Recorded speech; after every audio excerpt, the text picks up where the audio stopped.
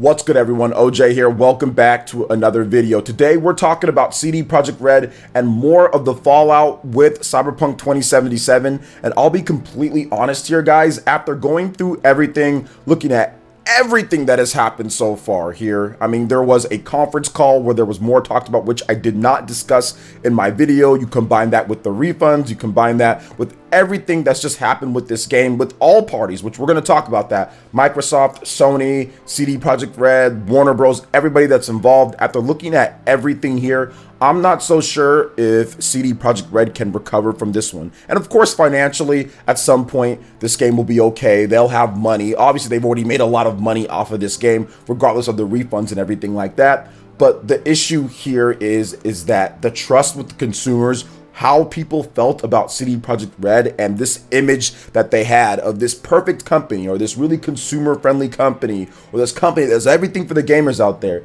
it's absolutely shattered. There is nothing left from this. This is blatant, okay? Let me make sure that I'm very clear about this. Anti-consumer practices and just basically not being able to live up to their own crazy pressure that they put on themselves to make some type of game that was never going to be as good as the time it took for them to make the game, or from when it was announced. It was never going to be as good as that. They never had a shot at it, and they pulled people along, Microsoft and Sony included, by not requiring them to show off footage of those actual versions running on the last gen hardware. So there is blame to kind of go around on this one, but it mainly falls on CD Projekt Red. Now, there was a transcript of a conference call. Shout outs to the dude in the Bellion over there who clipped some of it out here, guys. I am going to go over it, just kind of paraphrasing because it's a really long transcript, but I'll have everything for you guys, link in the description below. So CD Projekt Red had a conference call that was recently where they admit that they didn't spend enough time on the last gen versions of Cyberpunk 2077 and assume that Sony and Microsoft expected them to fix the problems before launch.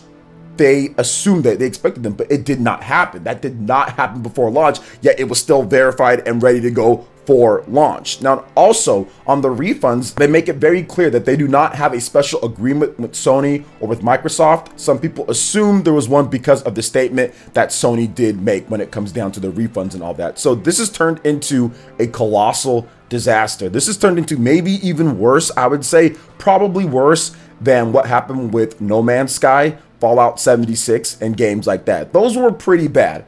Those were really, really bad. I think that they were somewhat neutered just a bit because Fallout 76 was a game that was announced and released in not too far of a time period, right? There wasn't an 8-year buildup to Fallout 76, so there wasn't that. And with No Man's Sky, that was also a indie game, or a smaller type of game that Sony was looking at. Yes, they lied. Yes, there was a bunch of stuff that wasn't in there. Yes, Sean Murray went into hiding. Yes, the game was kind of garbage, but eventually they ended up fixing it. But that was a pretty bad thing that happened too. But I think this just might be the worst because of how long it took them, because of the 8 years, and the fact that they knew that it was broken beforehand, with everybody pre-ordering this game. Because you have to remember, the pre-orders and the numbers with Cyberpunk 2077, 8 million across the board. That was definitely more than Fallout 76, absolutely more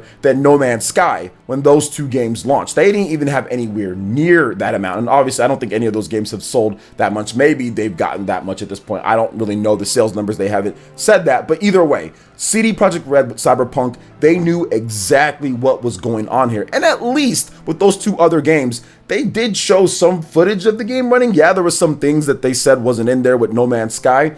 But with CD Projekt Red and Cyberpunk, they literally showed nothing when it comes to footage of the game running on the PlayStation 4 and the Xbox One base systems. This is the biggest line of dissent here. They literally admitted to not spending enough time on there and saying, hey, you can't expect next gen performance, on the last gen, but people expect it to not run at 12 frames per second or something like that. So looking over all of this as a consumer myself and looking at what people have been saying, just kind of getting the general landscape, I've seen so many videos of people talking about this. I've seen a lot of consumers talk about this as well.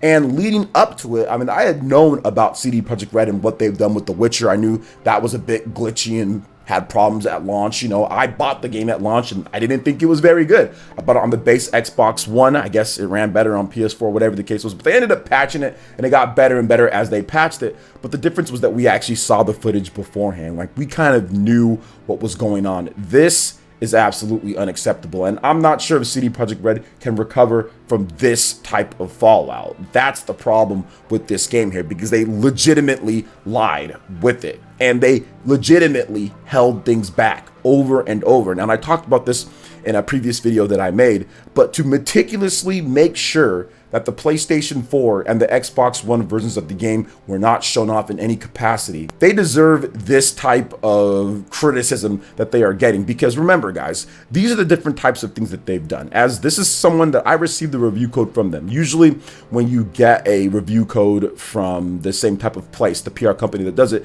you're able to get the code beforehand. You're able to get it on the PlayStation 4, Xbox One, Switch, whatever system PC that you ask for it. This one, they said, no, you can't do that. PS4 codes, Xbox One codes, no, can't do that. We're only going to do press. We're only going to do PC.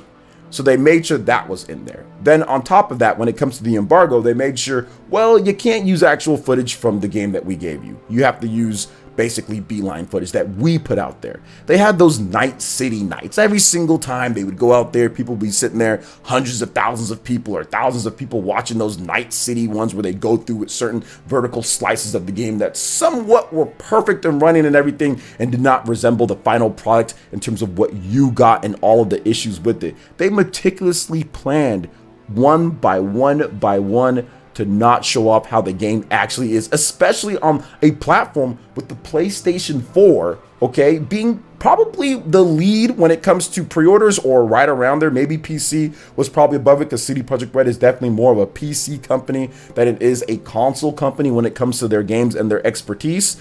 But definitely for the consoles, out of all the different consoles that people are playing on, PS4 would probably be the console, or that would be the system that the most pre-orders were on. So that's where a lot of people, because there's 100 million plus PS4s, were going to play the game. They've been advertising, Microsoft and Sony had been advertising this game and saying, hey, look at the screenshots and look at this, it's going to be fine on these systems. So the fact that that was kind of pushed and pre-orders were let to be had and all that, and Sony and Microsoft, it seems like I said, they maybe expected something to be fixed, but it never was, and it was never conveyed to the consumer at all. So there's blame to go around, but Microsoft and Sony aren't really the main people here, okay? They're really a very small percentage. CD Projekt Red, Warner Bros., they're the ones that built up this, I would say, this immovable tank of a game that people were thinking, this huge, oh my gosh, this is going to be the greatest game ever. It's going to be worth the 8-year wait, and it's not. Even if all these problems were fixed,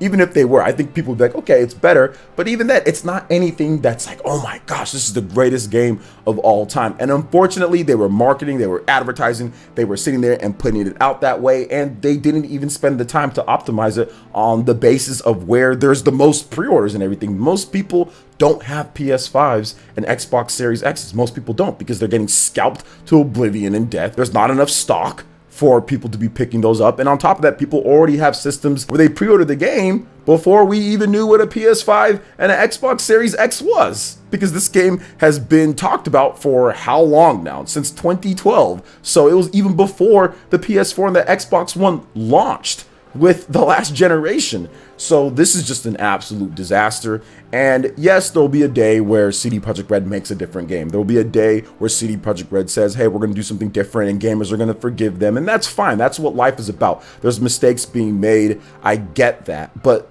it's intentional here, guys, okay? So make sure you think very long and hard in terms of what companies you support and what you don't, because look, I don't like to bring other stuff up, but the fact that people will sit there and say, this is so anti-consumer, and go off on this or that, you know, and then buy something like this. And then even I've seen some people defend something like this. Just be very careful about these things, guys, because this type of behavior from a company, legitimately lying and making sure and hoping they can get away with something when they're known as a consumer friendly and they're out there for the consumer, this just goes to show you that is not the case here. They crumbled under the pressure. They couldn't get it done, and it's an absolute disaster what's going on here. And to be honest, they'll never earn my trust fully back, you know, when it comes down to it, man. Like, they won't. They just simply won't. And It's not my fault that that's the case. It's their fault. So what do you guys think about this? Will CD Projekt Red recover from this? Do you feel that they'll never gain back the full trust that they had beforehand with like The Witcher 3 and what they did?